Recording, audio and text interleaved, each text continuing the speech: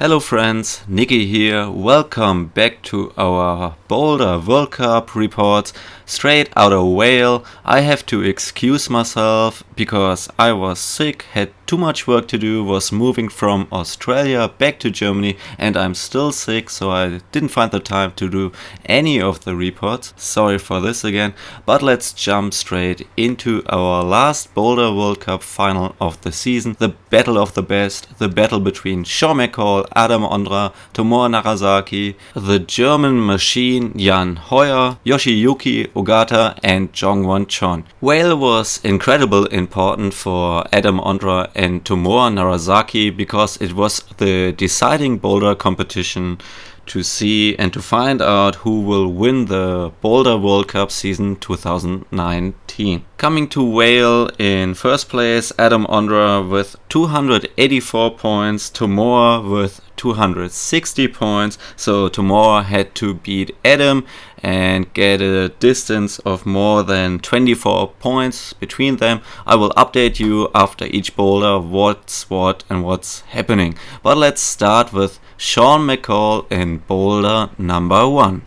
Boulder 1 started with a mantle onto the start volumes, a couple of stacked volumes, then standing up to a dual tax flat hold. You can see it's slippery on the left side, grippy on the right side, and then you had to do a traverse to the right side. We can see a blocks volume attached to another blocks volume, and the hold McColl tries to jump to in a minute has a screw on the volume. Anyway, the first couple of moves were not too hard, just a little bit tricky, out of balance. Sean fell a couple of times, needed more tries to stick the move to the right, only with 45 seconds left. He was under a lot of pressure, and after doing the jump to the right, he had to find the right body position to hold on to the top hold. We can see that Sean slipped here. He tried really desperate in his last try, but we don't have the 4+ modus anymore. What we have is Adam Ondra, who's crimping in between the panels, which is allowed, which helps him to get into a stable position.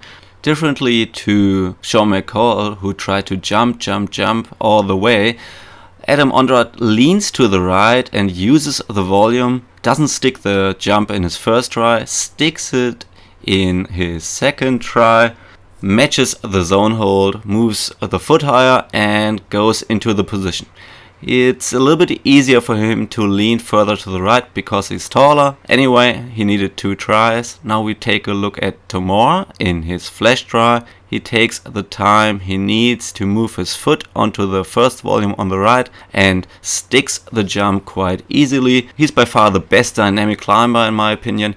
And then coming into the last part, he needs to fight a little bit harder because he's a little bit smaller than Adam, moves the left hand and the left palm further to the left so he can lean easier to the right, matches boulder number 1, flash, and we can see one more time that the jump is no biggie for him. Jan Hojer flashes boulder number 1 as well, jumping only with one hand, and we try to take a look at the difference between successful and failed try.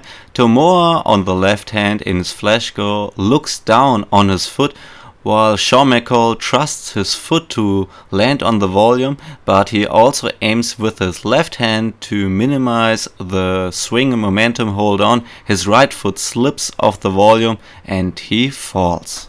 Okay, quick breakdown of the move. As soon as we jump over to the right, we need an opposing force on the right side to stop the momentum, and we can see in his successful try that Sean looks down where to land with his foot and stop the momentum.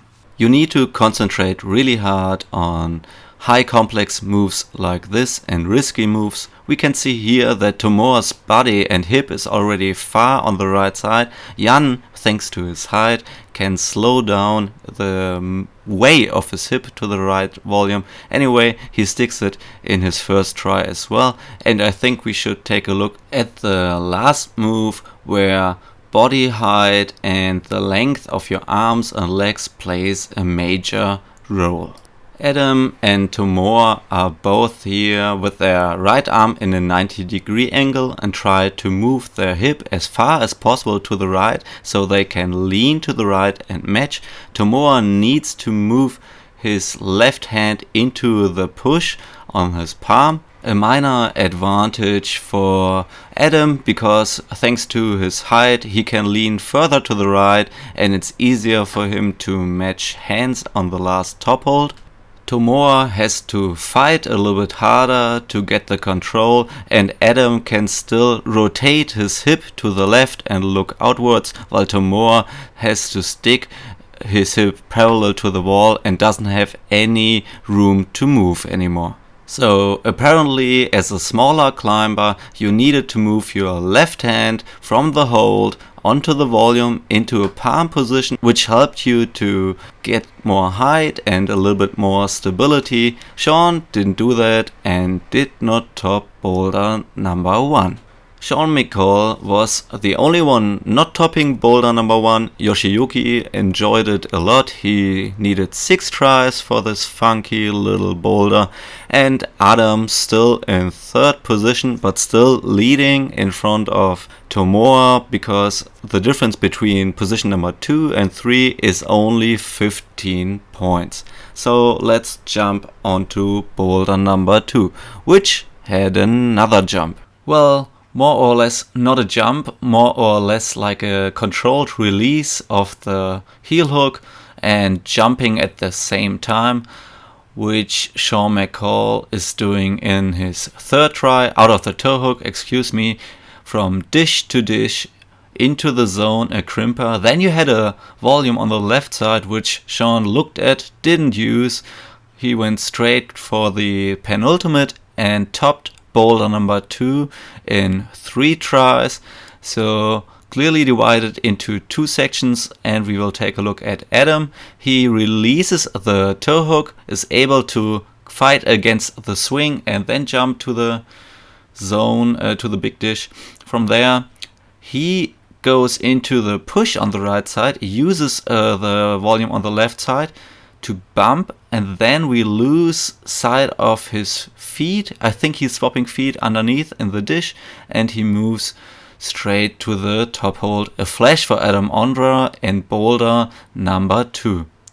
Putting the pressure onto Tomoa, he moved out of the toe hook. His right knee works as a pendulum to launch him higher into the dish. Easy peasy climbing to the zone hold, and then he tried to catch the volume on the left palm as well. And now we take a look at his left foot. He tries to swap feet on top of the dish, slips off, and in his 2nd try he doesn't care anymore. He does it like Sean, moves straight into the penultimate and climbs boulder number 2 in 2 tries. Let's take a look at the moves. 3 ways to do the first move. Either you cut loose, like Adam Ondra here, needs a lot of power to release your left foot and then jump out of this position. Option 2 and 3 are more tricky and a little bit more technical, while Sean releases the toe hook and keeps on pushing with his right foot. Tomoa releases the toe hook as well, but his right foot isn't on the volume. It's really low first, and then he pulls his knee higher as a pendulum to support his hip movement closer to the wall. Supported by his arms, it also carries him higher into the next dish. I think it's my favorite way to climb the move. But let's take a look at the upper section, and we can see what Tomoa did here. Jan tried it as well. He tried to swap feet on top of the first dish, and now we try to take a look how Adam did it. We can see he's going down again with his left foot and he's swapping feet in the big dish, not on top of the dish. Thank you for cutting this out, but we can see that his left foot starts from below. Anyway, he has to match hands here, so it's a quite weird move. Maybe it's a trap, but it worked. We take a look at Jan, who tried it another way. Did not work, and then he found the solution, skipping the foot swap, skipping the volume on the left, and he's like, okay, finally I found a solution. And what is this volume there for? What's the purpose? And it could either be a trap or a route setter's mistake, and they didn't test this section properly. We take a look what happens if you swap your feet on top of the dish. Your hip is really far away from the wall and you have to pull really hard. Jan slips while Jongwon is closer to the wall and his hip doesn't pull him off the wall. So you can either be clever and skip the volume or do the foot swap in the big dish, or you can be stupidly strong like Yoshiyuki here, who just did a human flag on these holes, and I guess the others assumed or thought about this, but no one did it like he did it. Impressive climbing by Yoshiyuki, and after a quick slap and a powerful steep boulder, we are missing a technical, delicate wall climb or slap, and the route setters delivered. Welcome to boulder number 3. It started in this quirky, weird corner, and then you climbed around this corner into the slabby or vertical panel, I don't know. And Sean McColl tried it a couple of times really quick, and then he was like, oh, maybe I can lean over there and do it slow. And he's looking at the wall and he's like, ah, yeah, I got it now. Too late. Anyway, nice boulder. Adam Ondra found the solution in his first try to go slowly over to the left. He's wearing soft shoes, pushing down his heel, and then he went quick and tried to step back. And second try, slipping. What happens here? Adam Ondra slipping on a slab, still soft shoes, tries to do it a little bit quicker, slips again. Oh, time is running out, only 30 seconds to go. 10 seconds, last try, and Adam Ondra, he didn't read it right, and he knows that he did a big mistake. And what I really love about Adam is that he's so emotional, that he's so engaged about climbing, and that he loves climbing so much. And thank you for showing these feelings, and sorry that you didn't climb the slab. Tomoa in his first try tried to climb it quick as well. In his second try he climbed down to the volume, so he minimized the momentum and the center of gravity was on top of the volume, so he could slowly work his way up the zone hold. Remember, Adam Ondra didn't even get the zone hold, and from this position on you had to step higher with your left foot and engage and launch into this slot, which was not easy to hit. Damn son, incredible climbing by Tomoa in his second try, topping this boulder, which looked like a terrifying slap. Jan made the move to the zone look quite okay. He always looks a little bit like hasty and out of balance on a slap. He decided not to go higher with his left foot, and he got the slot because he's a little bit taller, but he didn't hold on. Last try he overshot the slot, so thank you for blocking it, because now we were able to see the purpose of a good blocker. Yoshiyuki was the only one so far trying this section really slow. Remember, Tomoa tried it dynamically. Yoshiyuki always controlled, slowly moving to the left. Thank you for the close-up so we can see how bad these holes are. And Yoshiyuki also tried to get higher with his left foot. We can see it in a second. Here he steps higher, and it's still not an easy move. You still need to hit the slot perfectly in a really good position, and in his first try he missed it, while on his second go, he always needed a couple more tries than the others, he hit it perfectly. Let's take a look at the move to the zone. At first everything looks same, they are moving to the left, their hip is in their same position, but as soon as they hit the zone hold, they react completely different. Jan is not pulling on his left arm, he's leaning to the right, his left arm and leg are straight and his hip is close to the wall.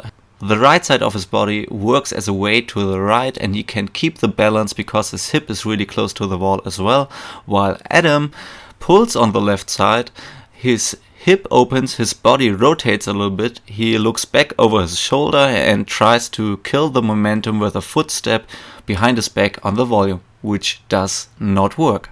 Jongwon, on the other hand, did exactly what I assumed Adam to do, push a little bit higher, look for a stable position, and then go really slow to the zone hold using the corner. If you do this or the other way, you always control the center of your gravity, and it's not a quick move, which is not Adam Ondra's style, so it's more control. We can see here that Yoshiyuki is really slow with his hips, so no uncontrolled movements here, no risk of falling down, and that's what I would have expected from Adam Ondra. A lot of people always hate against parkour new style dynamic boulders, but what we were able to see here is actually that slabs, old school controlled climbing, can decide whether you top a boulder or not, and maybe whether you win a Boulder World Cup, yes or no. What boulder number 3 decided so far is that Tomoa is leading again, because Adam wasn't even able to get the zone hold on this boulder. I've seen pictures and I heard stories that Adam came back the day after the competition to try the boulder again without an audience, without any pressure at all, was still not able to send it. Which shows how hard this boulder actually is, because Adam Ondra is one of the best slab climbers ever. He climbed the Dawn Wall, and this competition boulder, this slab, was unfortunately a little bit too hard for him. Nothing's over yet. Adam can still win the overall Boulder World Cup if he climbs to the zone and Tomoa does not climb to the zone and Adam tops boulder number 4. Let's take a look at boulder number 4. Chon demonstrates this nice opening move, wicked bouldering a dyno facing outside to the crowd, and then out of this tricky position he has to push really hard with his right foot and into his right arm, which was the crux of this boulder. He tries to get the height with his left arm, then push with his right foot into the right arm. Unfortunately, the angle is quite hard and we can see how bad this hold was.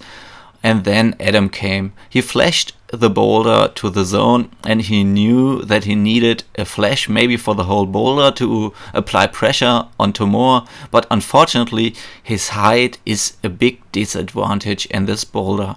He changed shoes, but in general it's just limbs everywhere for Adam Ondra, and it's really hard for him regarding the leverage to apply pressure on his right foot, and he knew that the move towards the zone is too easy and that he will lose the World Cup right here. Not right here, more or less the boulder before. Still a hard boulder. Tomoa had problems as well. He popped out of the undercling. Jan Hojer, one of the taller climbers as well, had a lot of problems as well. We can see how hard they tried to pull and push, and no one climbed the boulder until Yoshiyuki Ogata came. The only climber next to Tomoa who climbed all the other 3 blocks so far. This is still his flash go, and he tries to readjust his position, moves a little bit higher with his right hand. His right hand is at the height of the bolt hole, and he makes the move, he does the move, flashes boulder number 4, and because of this, this is his first Boulder World Cup win ever. He had a couple of finals. Congratulations Yoshiyuki, and also congratulations Tomoa Narasaki on winning the Boulder World Cup 2019. We look at the crux, which is really hard to analyze because it requires not only the right body position, it also requires a lot of power, strength, ankle flexibility, wrist flexibility, and all in one move.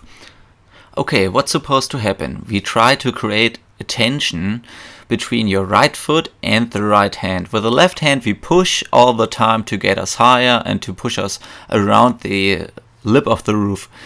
But what's really important is to have a lot of pressure on your toe and to grab the hold on the right position. Chon's right foot is way too high. The whole surface of his foot is on the volume, while Yoshiyuki's foot on the right side is on the edge of the volume, far to the right, and it's easier to push out of this position and get around the volume. Also, Chon's right hand is way lower than Yoshiyuki's. 2 different angles, but we can see that Yoshiyuki's right hand is covering the bolt hole of the hold, while Chon's hand is approximately like 10 centimeters lower, which makes it easier to reach but harder to push into the position. So it's impossible for Chon to push down his right heel and apply pressure with this, and as soon as he releases his left foot behind the volume, he just falls down. If you don't get the hold in the right position, at least your right foot needs to be really far to the right, which we can see here. Jongwon's foot is on the right tip of the volume, while Tomoa's right foot was a little bit too far to the left and he couldn't do the move. Okay, let's nerd one last time. We compare Yoshiyuki and Adam. While Adam is doing almost everything right, his right foot is on the right tip of the volume, his hand is quite high even though it doesn't cover the bolt hole. His left hand could go further to the left. He cannot change one thing, and this is his height, which is a big disadvantage here. If you have to fold and unfold your body and apply pressure on a small distance like here, it's just way harder the taller you are. We can see that he cannot really push down his heel if we compare to Yoshiyuki, who thanks to his size and maybe ankle flexibility as well can push down the heel, and it's a little bit easier for him to apply pressure. Adam, limbs and legs, even though he grabs the hold way higher, he would have to pull way harder to make up for his long legs. Once more, congratulations to Yoshiyuki for winning this World Cup here with topping 4 boulders. And once more, congratulations to Tomoa. We can see the season result here for winning the Boulder World Cup 2019. And as mentioned before, he didn't win it only with the new style boulders, he won it on a slab. And Adam Ondra, if you turn it around, he lost it on a slab, and he also lost it in Munich. Boulder number 4, which was a new school boulder, but you could also climb it old school like Anje did with heel hooks and toe hooks, but that's maybe a topic for another episode. If you'd like to know more about why Tomoa won this season and Adam finished in second place, let me know. Thanks for watching and listening so long till here, and I hope we'll be back soon with the Lead World Cup and with the missing Boulder World Cup reports as well. I'm not that sick anymore, my health is increasing and getting better every day. So my name is Niki, thank you for listening and watching, see you soon.